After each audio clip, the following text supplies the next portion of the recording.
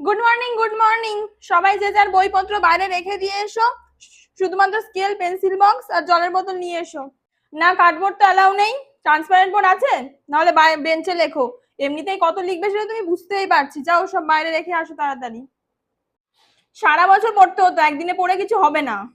আমি সবাইকে এখানে খাতাগুলো দিচ্ছি, এর মধ্যে নাম, রোল নম্বরটা ঠিক ঠিক করে লিখবে।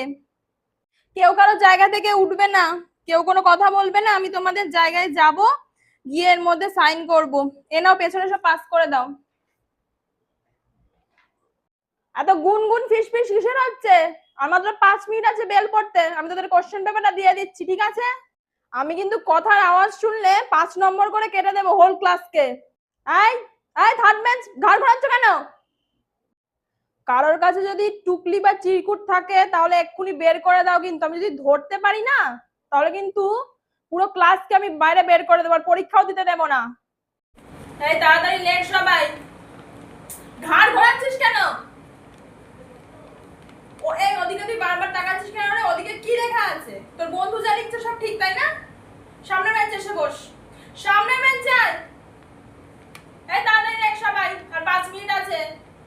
আমি খাতা কিন্তু নিয়ে নাও, আমি কিন্তু একটা কথা শুনবো না। তাড়াতাড়ি লেখ। এই বেল পড়ে গেছে, খাতা দে, খাতা দে। আরে খাতা, খাতা দে।